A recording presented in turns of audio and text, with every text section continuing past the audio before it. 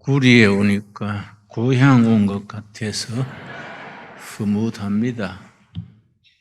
이 구리 같은 도시를 반촌이라 그럽니다. 반촌이란 건 대도시와 농촌 중간에 끼인 도시가 반촌인데 반촌이 목회하기가 가장 어렵습니다. 반촌이 이 선교가 참 힘드는 지역인데 우리 교회들이 연합해서 귀한 성회를 하니까 참 좋은 조짐입니다. 앞으로 구리시를 성시화하는 일에 여러분이 크게 쓰임 받기를 바랍니다. 한국 교회가 앞으로 강조해야 될 것이 세 가지가 있습니다. 교육 분야, 복지 분야, 문화 분야입니다. 근데 오늘 여러 가지 순서가 너무나 좋습니다. 아까 스랍 무슨 팀입니까? 서울서 데려왔어요. 아주 잘하네요. 또 연합 찬양팀도 아주 탁월하고 무엇보다 성광교회 성가대 아주 전국에 1, 2등 가겠는데요. 굉장히 성가대가 좋습니다. 또 목양교회 오케스트라 얼마나 공이 들었겠습니까? 근데 한국 더 하고 가시지 그냥 나가서 아주 아쉽습니다. 성경 말씀 창세기 1장 27절 찾겠습니다. 창세기 7장 27절 말씀. 하나님이 자기 형상 곧 하나님의 형상대로 사람을 창조하시되 남자와 여자를 창조하시고, 이 말씀에서 하나님의 형상이란 말이 신학적으로 참 중요한 말입니다. 하나님의 형상, 라틴어로 이마고 데이, 영어로 이미지 오브 갓, 하나님의 형상. 여러분, 하나님께서 창조를 진행하실 때에 개는 개처럼 지으시고 소는 소처럼 지으셨는데 사람을 사람처럼 지었겠습니까? 이게 아주 중요합니다. 개는 개처럼, 소는 소처럼, 사람은 사람처럼이 아니고 하나님처럼. 하나님처럼이 참 중요합니다. 그래서 우리가 하나님의 형상대로 지음받았기 때문에 짐승과 사람의 차이가 바로 그 점입니다. 사람은 하나님의 형상대로 지음을 받았습니다. 그러니까 아무리 소소해 보인 사람도, 다리 밑에 거지도, 보잘것없는 사람도 그 사람이 위대한 것이 하나님의 형상을 품고 있는 거지요.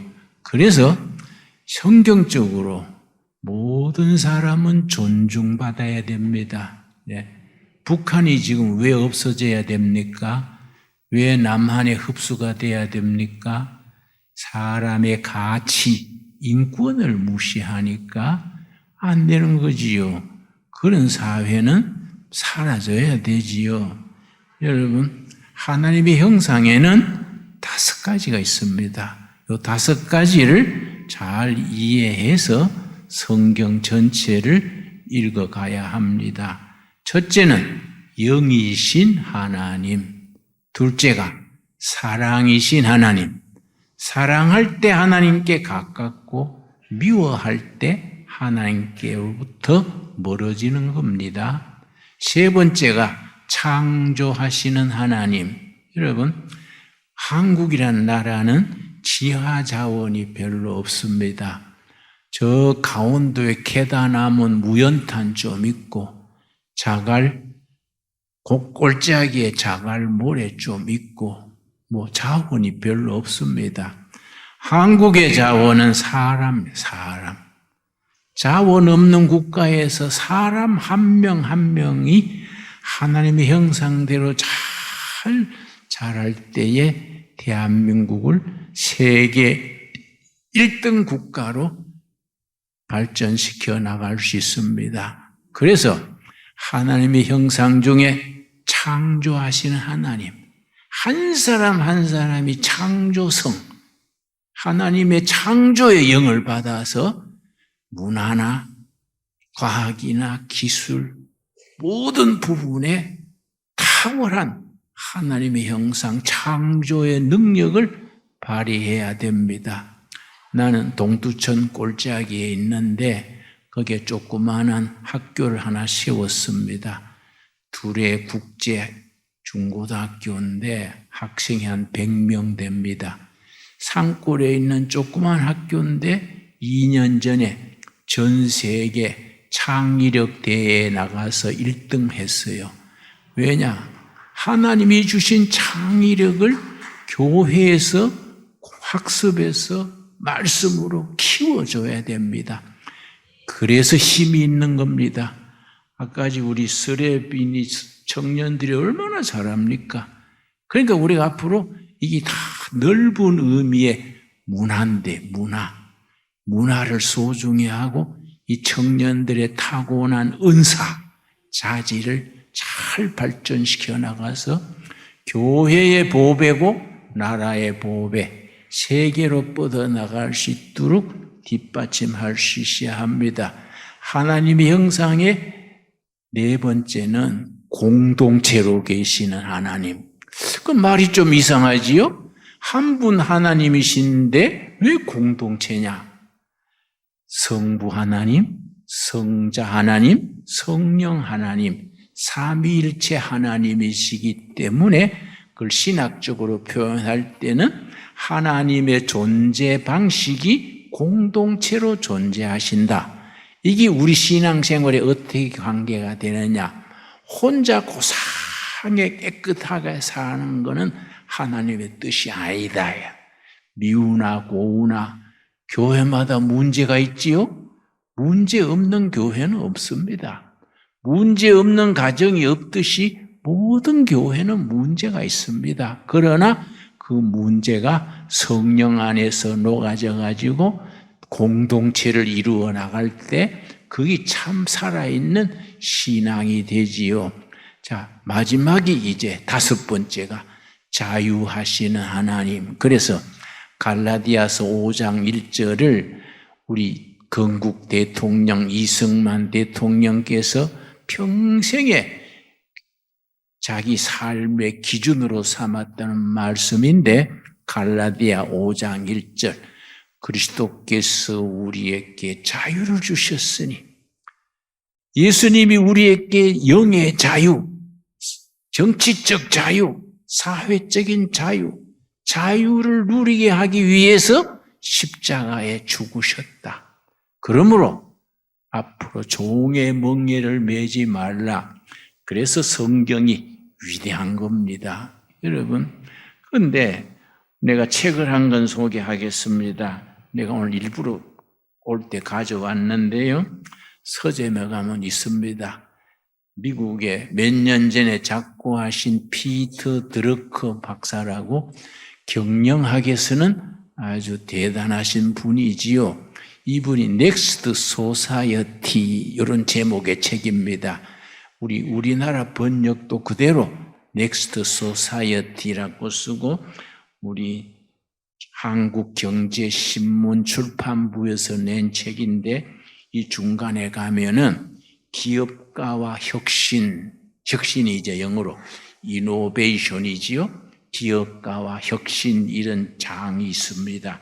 여기서 뭐라고 대화했느냐 하면은 한 신문사 편집장이 드러커 교수한테 물었습니다. 기업이 발전하려면 기업가 정신이 있어야 하는데 기업가 정신으로 말하면은 미국이 세계 제일이지요. 이러니까 피터 드러커 교수가 아닙니다. 미국은 2등도 안 됩니다. 여러분, 한 나라, 한 사회가 발전하려면 기업이 발전해야 되고 기업이 발전하려면 그 기업을 이끄는 기업가 정신이 바르고 왕성해야 됩니다. 그래서 우리나라 대통령이나 지도자 뽑을 때에 기업을 살리겠다는 마음이 있는 사람을 뽑아야 돼요. 근데 어떤 지도자든 기업을 망가뜨리고 정치가 기업을 막 휘두르는 정치가 있습니다. 그건 나쁜 정치지요. 기업을 살리면 기업이 왕성히 발전해서 고용을 늘리고 기술을 발전하고 해서 국가에 세금을 많이 내고 그리고 교회 헌금하고 나라를 발전시키는 거지요. 그걸 이제 한 신문사의 편집자가 드러크 교수한테 미국이 제일이냐? 그러니까 아니다 이가.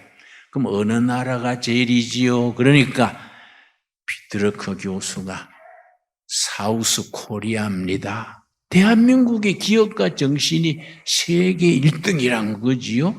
그러니까 이제 편집장이 이제 영어로는 에디터, 편집장이 묻기를 한국은 분단돼 있고 정치도 맨날 말썽이고 그리고 시끄러운 나라가 어떻게 기업가 정신이 세계 1등입니까? 그러니까 뭐 정치가들이 다투는 거는 어느 나라나 다 그런 기고, 응? 그거 너무 신경 쓰면 안 돼요. 뭐 이재명이 옳다, 뭐 더불어당이 좋다, 나쁘다, 뭐 좋다 말하지만 너무 그 매일 거 없습니다. 성경 말씀에는 이 또한 지나가리라 그랬어요. 그 정치학에는 무슨 말이 있느냐면은 그 정치가는 짧고 기업은 영원하다. 그 정치학에 나온 말이에요. 그런데 우리가 뭐 정치하는 사람들 때문에 우리가 교회가 흔들릴 것도 없고 간섭받을 것도 없고 뭐 우리가 교회는 교회로서 하나님의 주권 하에서 자기 자리를 지키는 게 중요하겠지요. 그런데 피터 드러크 교수가 말하기를 한국이 혼란하지만은 그 6.25 뒤에 잿더미가 되고 일제 36년 지배받으면서 일본 사람들이 참 못된 짓 했습니다. 그요 일제시대 36년간 연구해보면요 참 뼈골이 아파요. 일본 사람들이 해도 너무했구나. 왜냐하면은 일본 사람들이 조선 사람의 창조정신, 상상력 이런 기업정신을 없애기 위해서 초등학교 때부터 미술 교과서를 다르게 냈어요.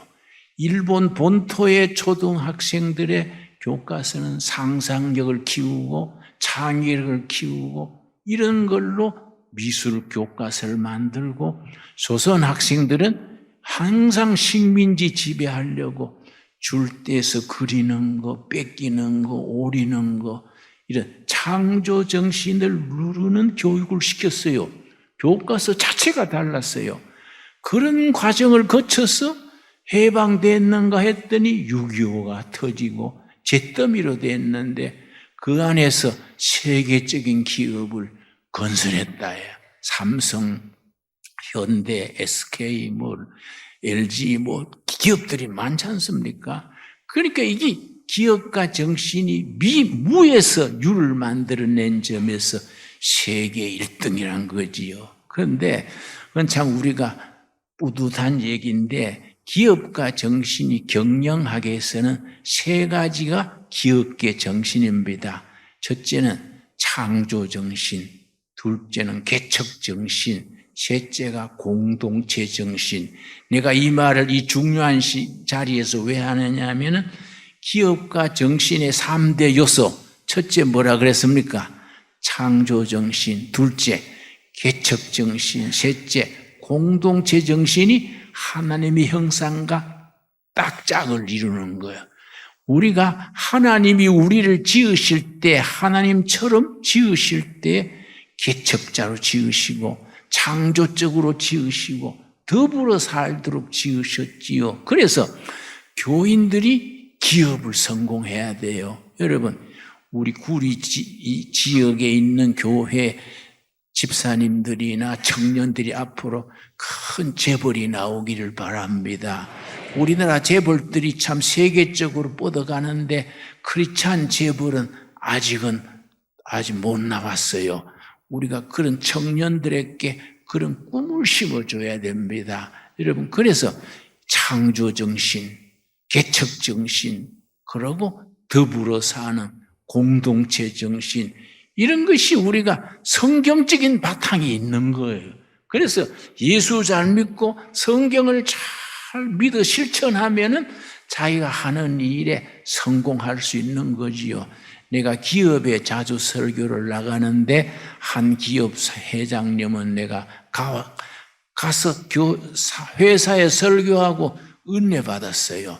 그 회사는 아침 시작할 때 꼭 잠언 한 장씩 읽고 같이 직원들이 잠언을 읽고 짧은 토론하고 기도하고 그렇게 일을 시작한대요. 그리고 불경기에도 그 회사가 잘 자라더라고요. 성경적인 경영, 이게 기업가 정신과 통하는 거지요. 그러니까 앞으로 통일이 곧 되지 않겠습니까? 여러분, 통일은 멀지 않았습니다. 세계적인 흐름, 시대의 정신거리요. 시대의 정신. 어느 시대에나 그 시대를 이끌어가는 시대의 정신이 있습니다. 독일의 이제 헤겔이라는 분이 역사 철학이라는 뛰어난 책을 썼는데 마지막에 뭐라고 썼느냐 하면 내가 길고 긴 세계사를 살펴보건대 어느 시대나 그 시대를 이끌었던 사람들은 시대의 정신을 몸으로 체득한 사람들이 진정한 지도자였다. 그 시대의 정신이 독일어로는 벨트가이스트입니다. 독일어로 벨트가 세계예요. 가이스트가 정신, 그 벨트가이스트, 시대의 정신. 시대의 정신이라는 것을 우리가 어떻게 제대로 알 수 있겠습니까? 성경 말씀 묵상 중에, 기도 중에 세상 사람들이 미처 깨닫지 못하는 것을 우리가 영으로 깨닫는 거지요.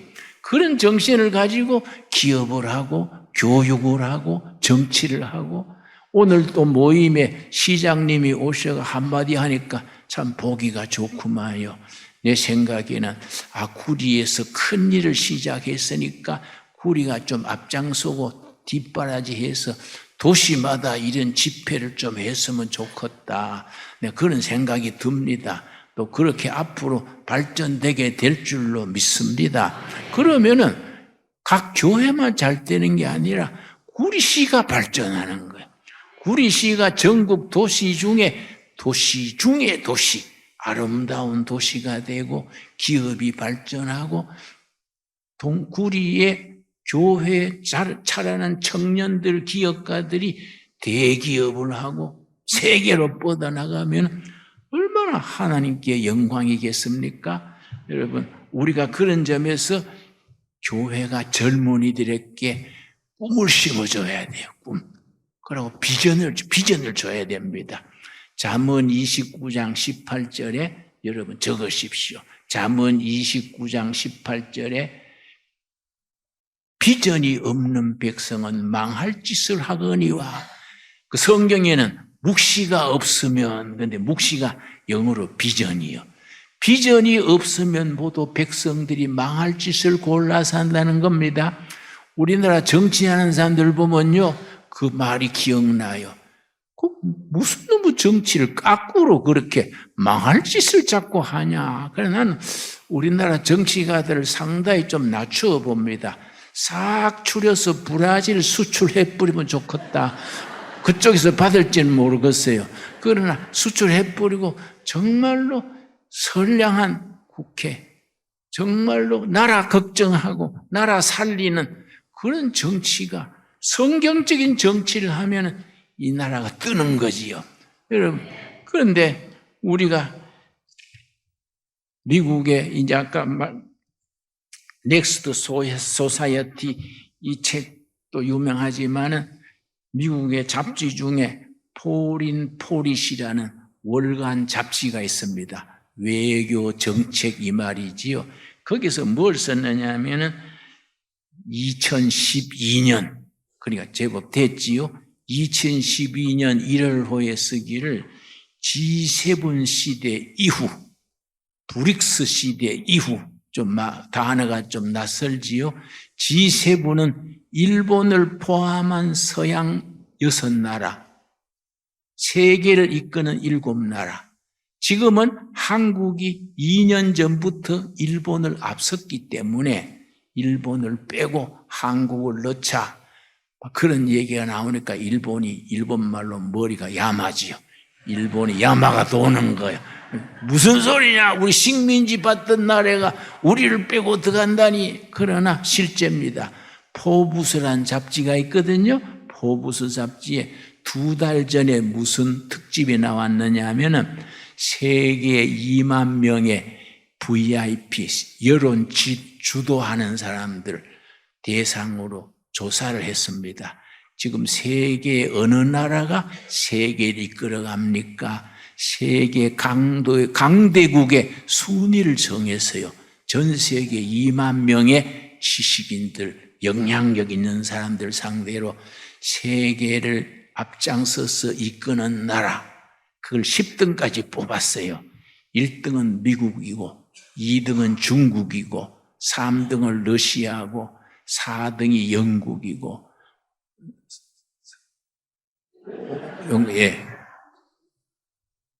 그러면 1등은 미국, 중국, 러시아,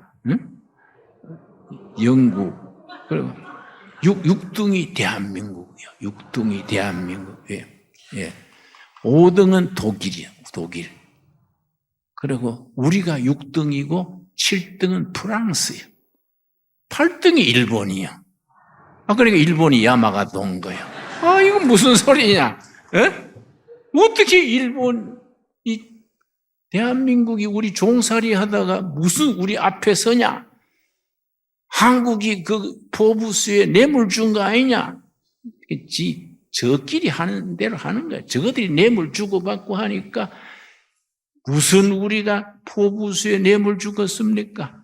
9등은 사우디아라비아, 10등은 이스라엘이에요. 내가 그거 참 읽고, 우리가 세계 6등이라 괜찮네. 여러분, 이승만 대통령이 대통령 됐을 때 1948년 8월 15일이지요. 우리가 국민소득이 35달러. 아프리카 가나가 전 세계 제일 가난하고 꼴찌에서 2등이 코리아랬어. 코리아. 가나하기로 2등이에요. 맨날 이승만 대통령이 정권 잡고 보니까 예산이 없어. 공무원 월급을 뭘로 줬느냐 하면은 미국이 잉여 농산물, 그 밀, 콩 남는 거를 후진국에 후원했어요. 그걸 480 잉여 농산물 지원 그래요. 대한민국 그 480 미국에서 남는 농산물 후원 받아가지고 그걸 팔아가지고 공무원 월급 줬어요. 그렇게 가난했던 나라입니다, 우리가. 그러니까 여러분, 그런 나라가 지금은 세계에 6등에 들어올랐으니까 여러분, 우리나라가 왜 대단하냐? 2차 대전 이후에 새로 생긴 신생국가가 120나라입니다. 120나라 중에 원조 받던 나라에서 원조 해주는 나라로 바뀐 나라는 딱 한 나라예요. 딱 한 나라만 원조 받다가 원조 해주는 겁니다. 어느 나라겠습니까? 코리아요, 코리아. 여러분, 우리 국가 예산의 3%인가, 법으로 정해놨어요. 국가 예산의 3%? 0.3%인가 하여튼 3자 들어가요. 그건 후진국에 후원해준다. 그래서 아프리카 앙골라 있죠. 앙골라 그런 나라는 뭐 가난해가지고 제대로 먹도 못하고 했는데 선교사들이, 여러분 우리나라 선교사가요 전 세계 인구 비례로 1등입니다. 우리 선교사가 27,000명이에요. 미국이 8만 명이고 8만 명이지만 인구로 따지면 우리가 더 많은 거예요. 그런데 교회사를 읽어보면은 선교를 많이 하는 나라는 하나님이 반드시 축복했어요. 대한민국이 인구 비례로 선교사 1등이기 때문에 통일 한국 시대에 크게 축복하실 줄 믿습니다. 그래, 한국 선교사들이 앙골라 가가지고 가난한 사람들한테 못 심는 걸 가르쳤어요. 못 심기. 벼농사를 가르쳤어요. 굶던 사람들이 벼농사 배워가지고 부자가 됐어. 벼농사 하니까 그거 남는 양식을 팔아서 학교 세우고. 그래서 아프리카에는 한국 잉크라면 인기가 1등입니다. 인기가 1등이에요. 이 돕는 나라예요. 돕는 나라. 그러니까 얼마나 감사한 일입니까? 그러니까 포린 파리시에서 G7 이후, 브릭스 이후, 브릭스는 브라질, R은 러시아, I는 인디아, C는 차이나, S는 사우스 아프리카, 이 5나라를 브릭스라 해요. 브릭스. 중간급 나라들이지요. 브릭스 이후 또 G7 이후 세계는 어떻게 바뀔까? 특집을 냈어요. 2012년 1월호에. 그 뭐라고 결론이 나왔냐면은 거츠 시대가 온다. 거츠. 머리 글자를 GUTS. 그 네 나라가 세계를 주도한다. 그렇게 나왔어요. 그런데 이 외교 전문 잡지에 G는 저머니, 독일이 독일, U는 USA, T는 터키. 터키가 무슨 탄 그러지요? 그 이슬람 국가들을 통합해가지고 터키가 앞으로 뜬다 이게야. 마지막 S가 사우스 코리아예요. 그러니까 G7 시대 이후, 브릭스 시대 이후 대한민국이 세계 4대 강국으로 뜬다 이거야. 그거 참 우리가 생각하는 대한민국하고 외국에서 생각하는 하고 달라요. 우리는 긍지를 가져야 됩니다. 우리는 자부심을 가져야 됩니다. 그러고 미국의 교수 중에 아주 영향력 있는 교수가 있습니다. 그 교수 이름이 브루스 존스라는 아주 지정학 교수예요. 지정학은 지리학과 정치학을 합친 게 지정학이에요. 브루스 존스가 지정학인데 2년 전에 글쓰기를 러시아 우크라이나 전쟁 이후 미중 패권 다툼 이후 세계를 어떻게 변화될까? 그게 역시 포린 파리시 비슷하게 거츠 시대다. 독일, 미국, 터키, 사우스 코리아 시대다. 그렇게 말하고서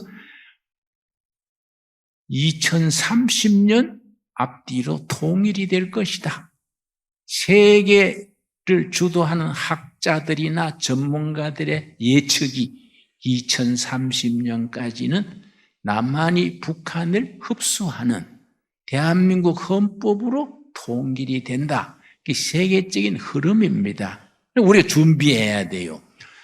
여러분 6.25 전쟁 났을 때에 북한의 교회가 2860교회로서 다 무너지고 서울의 그 관제교회 봉수교회 하나 있어요.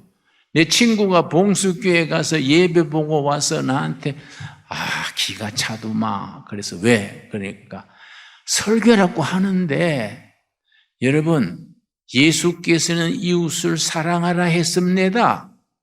그러나 미제국주의는 사랑할 수 있습니까? 까부시하지요. 이 설교야, 설교. 가서 그 설교를 그래 하더래, 설교. 그런 게 무슨 놈 교회입니까? 그러니까 그 나라는 시한부죠, 시한부. 그러니까 통일되면 우리가 6.25 전에 없어졌던 2860교회를 재건할 생각을 해야 돼요. 성강교회도 목양교회도 한 교회씩 맡읍시다. 다 맡아가지고 교회를 부흥시켜서 통일된 후에 10년간이 고비래. 10년간 잘 우리가 남한의 경제, 기업, 북한의 노동력 합치면 메이드 인 코리아지요? 남한의 기업, 경제, 경영, 북한의 노동력 합치면 세계 최고라. 메이드 인 코리아가 전 세계 백화점에 세계 깔린다. 야. 그럼 메이드 인 코리아, 메이드 인 인디아는 저리 가라. 야. 우리가 그 꿈을 꿉시다. 하나님의 은혜로 그렇게 될 줄로 믿습니다. 우리가 그런 꿈을 가지고 살아야 돼. 맨날 신문 보고 텔레비 뉴스 보면 뭐 싸우고 짜증나니까 아이고 영문하라 텔레비 꺼라 그러지 말고 그거는 그거고 본래 세상 그래 하는 기고 우리는 성령 안에서 꿈을 가지고 비전을 가집시다. 여러분 이 참 중요한 거지요. 그런데 포린 파리시에서 그렇게 거츠 시대에 사우스 코리아가 뜬다. 세계 4대 강국이 된다 하니까 반대 댓글이 많이 실렸어. 요즘 말하면 댓글. 그건 말이 안 된다. 사우스 코리아가 뭐 쫓겨난 나라가 맨날 싸우고 하는데 뭐 되냐. 왜 그런 기사를 실었냐 하니까 그 다음 호에서 이유를 실었어. 대한민국이 그렇게 되는 이유가 5가지를 썼어. 5가지. 우리가 그걸 그 쓴 사람의 이야기를 들으면서 영적으로 생각해야 돼. 영적으로. 성경 말씀에 비추어서 그래. 세상 사람들이 그래 보는데 우리는 말씀을 바탕으로 영적으로 한국 교회가 그렇게 되게 하자. 그런 앰비션, 그런 꿈을 가지는 게 얼마나 중요합니까? 안 그렇습니까? 첫째가 뭐냐? 한국 사람이 2030년에서 2040년 지나면서 그렇게 강국이 될 수 있는 이유의 첫째가 한국인의 국민성. 그 잡지에서는 영어로 내셔널 캐릭터, 캐릭터는 성격, 국민성, 내셔널 국민성. 한국 국민성이 거기 된다. 한국 국민성이 뭐 그렇게 되게 하느냐? 3가지요. 3가지. 그 책에 쓰기를. 첫째는 근면요. 부지런하잖아요. 항상 얼마나 부지런합니까요? 내가 지금 85살인데 지금도 시간 나면 밭에 일해요? 부지런하지요.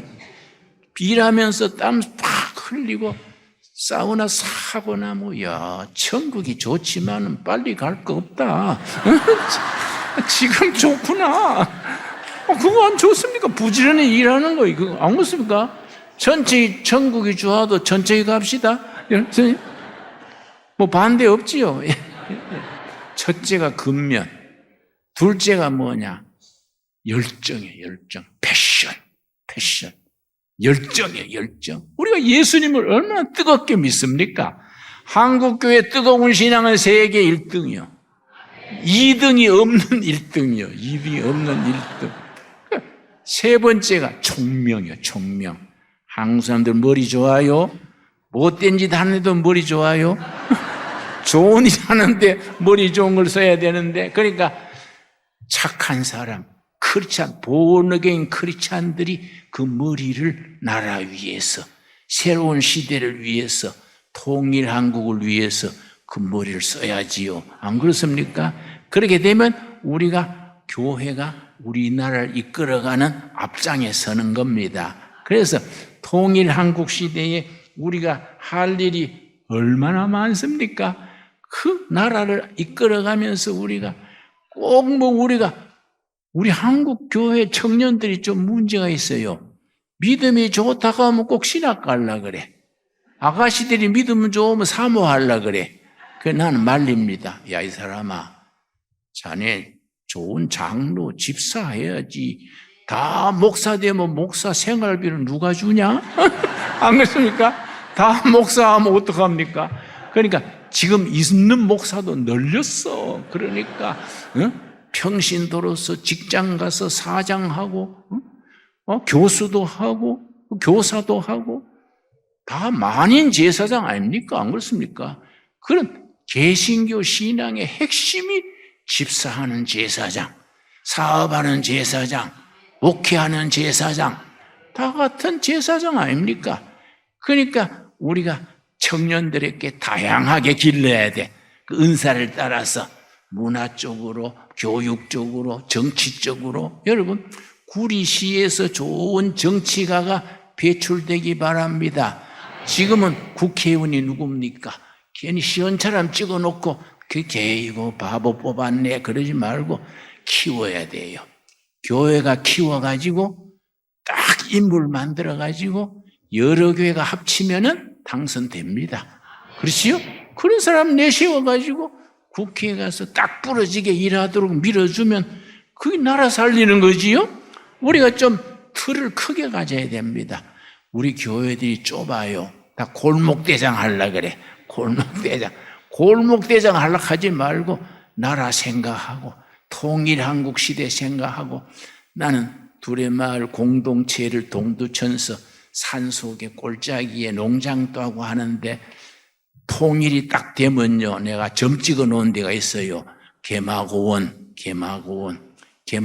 그 꼭대기에 넓습니다. 몇십만 평 되는 평지가 산꼭대기 있어요. 그 개간하면요. 스위스 융프라우 저리 가라요. 그래 개마고원 내가 미리 딱 출발해 놨습니다. 그래 나는 기도합니다. 하나님 내 죽기 전에 개마고원 간판 걸고 가겠습니다. 응? 아직 하나님 직접 대답은 안 했지만은 내가 하나님이 결제난 것 같아. 내 생각에는 우리가 오래 살면서 하나님 일하다 가야 되지요. 천국 가가지고 김진호 너 뭐 하다 왔냐?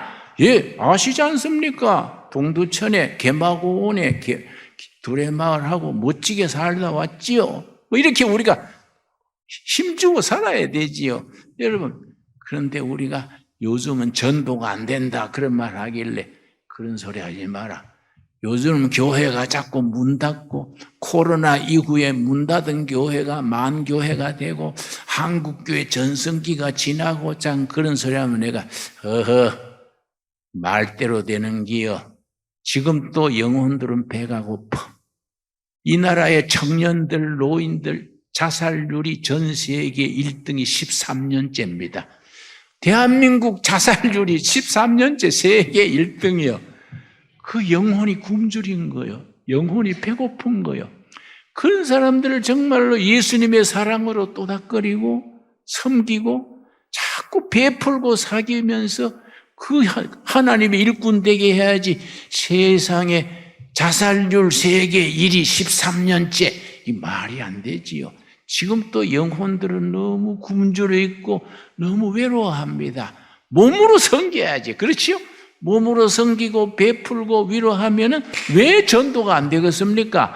여러분 지금 또 전도가 될 줄로 믿습니다. 열심히 더 뜨겁게 해야 되지요. 더 뜨겁게 전도해가지고 각 교회 교회당 채우고 일꾼을 키우고 하나님 영광 돌리면은 이 민족 복음화지요. 민족 복음화. 여러분 지가요 30살에 목회를 시작했는데 목회 시작하기 전에 28살 때에 시골에 신학 가기 전에 시골 교회 가서 목회를 전도사를 한 1년 했습니다. 목회자 없는 데 가서 좀 섬기다 가자 하고 갔는데 경상북도 목단이라는 데 목단 교인이 한 30명 되더라고요. 거기 가서 이제 목회를 이제 신학하기 전에 갔으니까 뭐 제대로 하겠습니까? 그러니까 내가 지금 또 처음 시작할 때부터 뭐 당회장이나 장로님도 없이 혼자 자습해서 해놓으니까 지금도 좀 엉터리가 많아요. 내가 전에 한 분 성찬식을 하는데 깜빡했어요.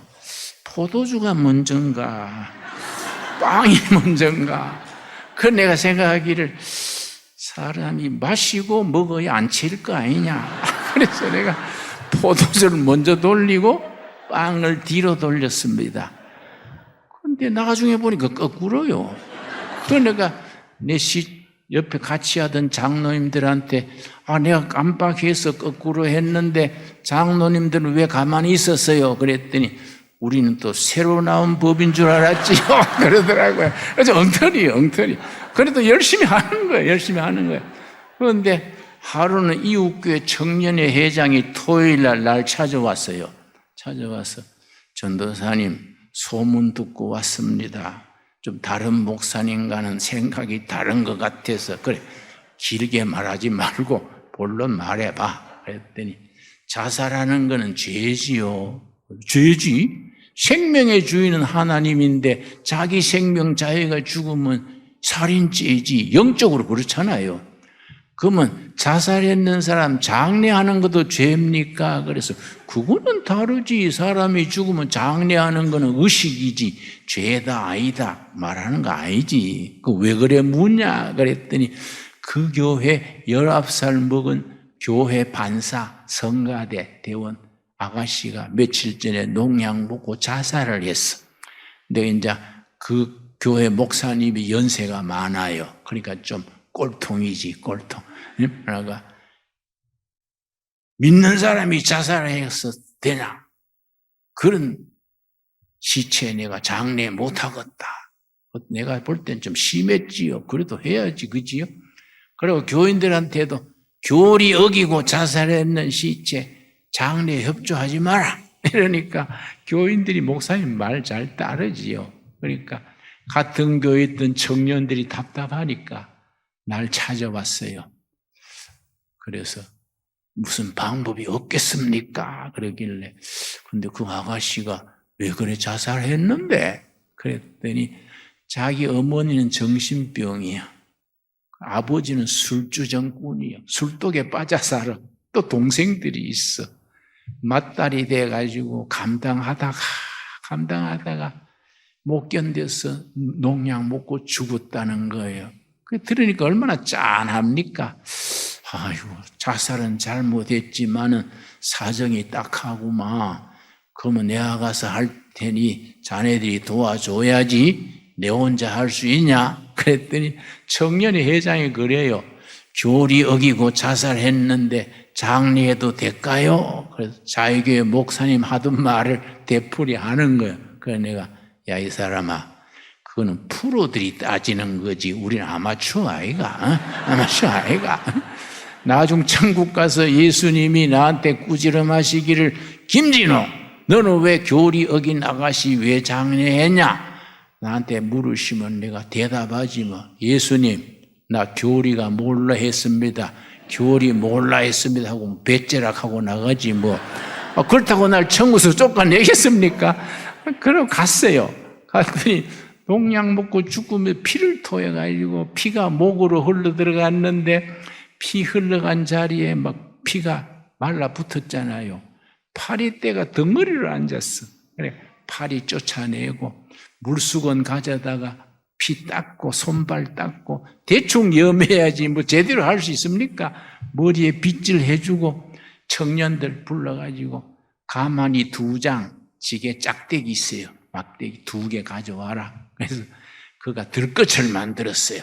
가만히 까지고 거기 아가씨를 얹고 청년 3명하고 나하고 메고 뒷산으로 올라가서 삽괭이 들고 따뜻한 양지 쪽에 묻어주고 그리고 십자가 세워주고 내려오자. 산에 올라가는데 청년들은 힘이 좋잖아요. 잘 올라가는 거예요. 난 뒤에 한쪽 붙들어 잡았는데 체력이 딸리니까 야, 이 사람들아 천천히 가자. 천천히 가자 그러다가 산에 미끄러졌어요. 미끄러져가 잡은 걸 놓쳐버렸네. 그러니까 뒤로 탁 기울어지면서 시체가 뚝 떨어져가 대굴대굴 구르는 거예요. 얼마나 미안합니까? 시체를 뒹굴게 했으니까 내가 그런데 소나무에 탁 부딪히면서 가슴에서 성정이 툭 튀어나왔어요. 그래, 아차, 농약 먹고 죽기 전에 자기 보던 성경을 가슴에 품고, 여러분 한복 치마가 가슴팍에 매잖아요.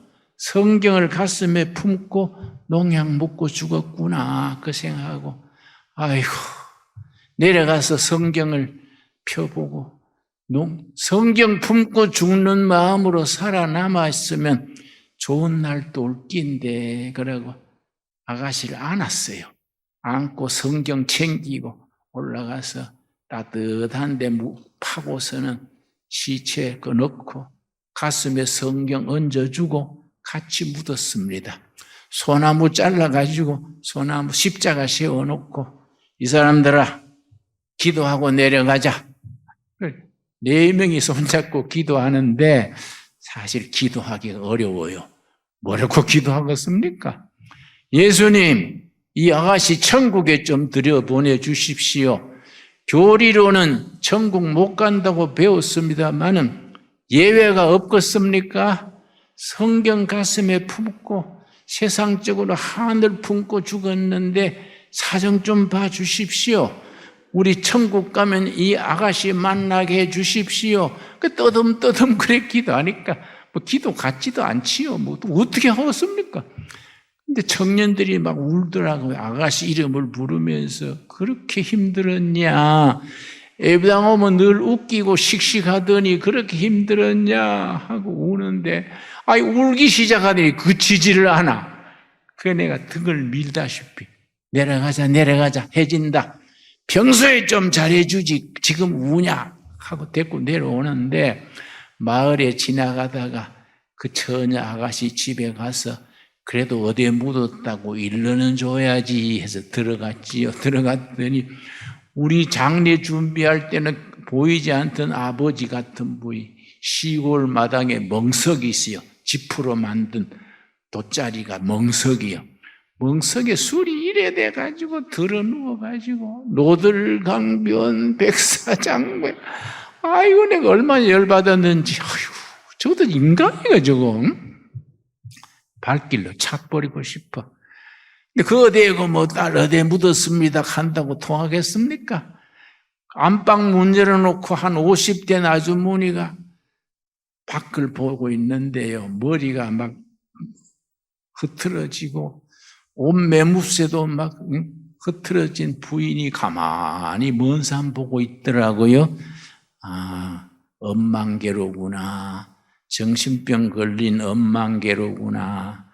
그래도 내가 딸 어디에 묻었다고 일러는 줘야지 하고 갔습니다. 앞에 가가지고 아주머니 내가 댁에 따님을 묻어주고 오는 길입니다. 정신들만 가서 보세요. 어느 꼴짜기에 길가에 묻었는데 소나무로 십자가 세워놨구마요. 찾기 쉬울 깁니다. 그러고 돌아서는데 아주머니가 아무 소리 안 하고 나를 불러요. 손으로.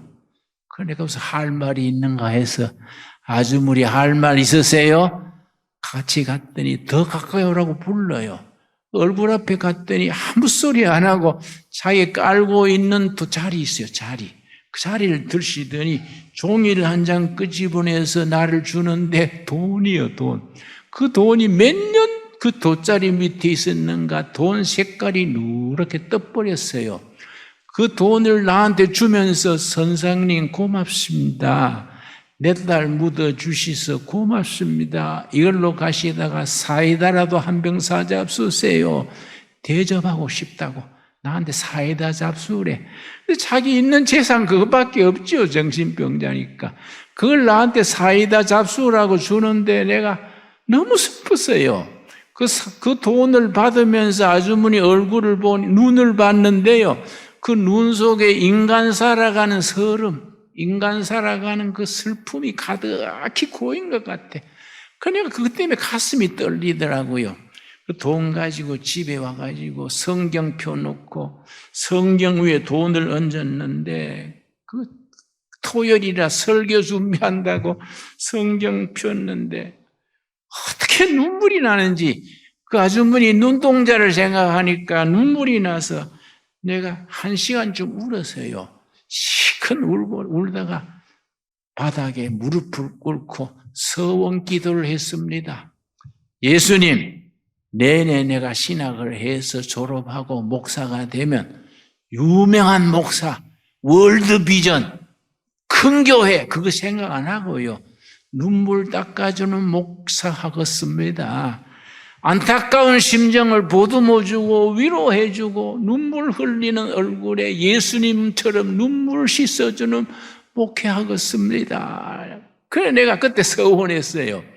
그래서 그 다음에 신학 가가지고 신학교 2학년 학생 때 대한민국에서 제일 가난한 데가 어디냐? 청계천 빈민촌에 간 거지요. 나는요, 지금 또 그 아가씨의 눈물을 기억합니다. 여러분, 제가 북한이 1980년, 90년대 굶어 죽는 사람들이 200만, 300만 됐다 그러지요? 지금도 다시 또 많이 굶어 죽고 있어요. 참 너무너무 북한 동포들이 불쌍합니다. 1980년 후반에 아주 굶어 죽는다 그래서 중국 쪽으로 가서 두만강을 걸었습니다. 두만강 저쪽은 북한이요. 두만강 이쪽은 중국이고, 내가 두만강 걸으면서 두만강 저쪽 보고서는 하나님, 북한 동포들 굶어 죽는다는데 도울 길 열어주시고 저 백성들 구해주십시오 기도하고 가는데 중국 마을에 십자가가 있더라고요. 여기도 교회가 있나 해서 내가 들어가 봤더니 중국 목사가 시골에서 목회하더라고요. 나는 한국에서 온 목사라고 북한 땅 도울 길이 없을까 다니면서 기도한다 그랬더니 중국 목사가 마침 오늘 새벽에 목숨 걸고 두만강 건너온 아가씨가 있습니다. 한 만나보시겠습니까? 내가 그래요. 좀 만납시다. 그 아가씨도 19살 먹은 아가씨인데 내가 그래 만나가지고 아가씨 나는 남조선손 목사다. 마음 놓고 얘기해도 된다. 그랬더니 자기 엄마가 제일 먼저 굶어 죽었대요. 왜 엄마들이 제일 먼저 굶어 죽느냐 하면은 먹을 게 생기면 자기는 안 먹고 자식들만 주는 거예요. 애미는 먹었다. 너가 먹어라. 자기는 굶고 애들만 먹이니까 제일 빨리 굶어 죽지요. 그리고 아버지 두 번째 굶어 죽고 자기 엄마 죽을 때 유언이 네 동생들 살려라. 그게 엄마 유언이래요. 그래서 두만강 새벽에 목숨 걸고 넘어옮깁니다. 양식 구하려고. 그래 내가 들으니까 얼마나 마음이 아픈지 내 몸에 있는 달러를 전부 세알랬더니 한 2,000달러 되더라고요. 그걸 아가씨 손에 쥐어주면서 아가씨 이거 가지고 양식 받아가지고 굶어 죽지 마라. 통일된 뒤에 만나자. 그랬더니 아가씨가 두 손으로 돈을 받고서는 달러에 돈을 받고 그 돈 위에 얼굴을 묻고서는 항정없이 우는 거예요. 선생님 고맙시오. 이 돈이면 내 동생 살리겠시오. 2,000불이 크거든요. 북한에서는. 이 돈이면 내 동생 살리겠시오. 고맙시오 하고 우는데 나는 그 눈물을 잊을 수가 없어. 여러분 요한계시록에 뭐라 그랬습니까? 우리 주님은 눈물 닦아주시는 주님이라 했습니다. 우리 하나님 그래서 너무나 멋있어요. 우리 하나님은 백성들의 눈물을 씻어주고 상처를 보듬어 주시고 허물과 죄를 용서해 주시고 위대한 하나님이십니다. 우리가 이 나라의 남북 통일이 돼가지고 이 땅에 상처받은 영혼들을 예수님의 이름으로 보듬어 주고 눈물 닦아주고 하나님의 영광을 돌리는 그런 시대를 만들어야 되지 않겠습니까? 여러분 마지막으로 사도행전 5장 요한복음 5장입니다. 요한복음 5장 우리 교회가 어느 도시에 있든지 어느 시골에 있든지 교회가 반드시 해야 될 일이 뭡니까? 요한복음 5장 1절 말씀. 그 후에 유대인의 명절이 다 되어 예수께서 예루살렘에 올라가시니라. 예루살렘에 있는 양문 곁에 히브리 말로 베데스다라 하는 못이 있는데 거기 행각 5이 있고 양문은 짐승만 다니는 문이 따로 있습니다. 낙타나 양이나 가축이 다니는 문이 양문, 십도아, 양문 앞에 베데스다라는 못이 있었습니다. 못에 정자가 5이 있었는데 거기에 가끔 물이 확 끓어오르면 얼른 들어가면 몸이 낫는 거예요. 그 열치료지요. 히트 테라피 그래요.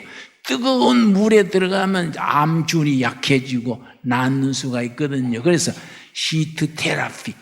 물이 확 끓어올 때 얼른 들어가면 낫는 그런 전설이 있어가지고 병자들이 누워가지고 물 끓기를 기다렸지요. 그런데 그 중에 어떤 사람이 있느냐? 5절입니다. 5절 말씀.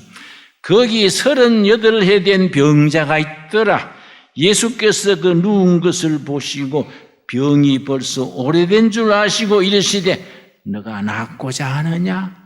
예수님께서 그 38년 된 병자를 보시고 너가 낫고자 하느냐? 그 병자가 말하기를 예, 낫기를 원합니다마는 세상에 도움받을 길이 없네요. 그러니까 예수님이 손을 잡으시고 일어나 걸어가라. 여러분, 남한이나 북한이나 군이나 농촌이나 대학생이나 희망은 예수 그리스도입니다. 오늘날 예수님께서 우리들에게 물으십니다. 너가 낫고자 하느냐? 구리 시민들아, 너희들이 낫고자 하느냐? 너희들이 회복되기를 원하느냐? 사람답게 살기를 원하느냐? 일어나 걸어가라. 여러분, 예수 그리스도의 복음이 힘입니다. 여러분, 우리가 상처받을 때, 연약할 때, 병들었을 때, 내 이웃이 정말 슬플 때, 그때 예수님의 이름으로, 다른 이름이 아니라 예수 그리스도의 이름으로 진리 되시고 생명 되시고 사랑이신 예수님의 이름으로 일어나 걸어가라. 예수님의 말씀을 우리가 삶 속에서 전할 수 있는 힘 있는 크리스찬, 예수님의 능력을 모든 주위 사람들에게 열정을 가지고 전할 수 있는 우리 구리시의 성도들이 될 수 있게 되기 바랍니다. 기도하겠습니다. 하나님 감사합니다. 이렇게 구리시의 성회를 열게 하셔서 감사합니다. 이 나라의 희망은 예수님입니다.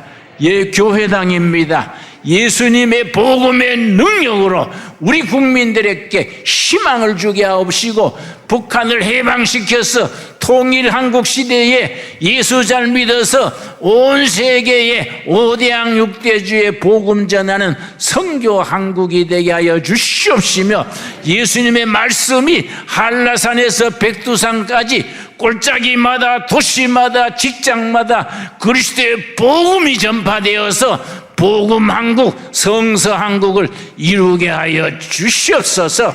예수님 이름 받들어 기도드렸사옵나이다. 아멘.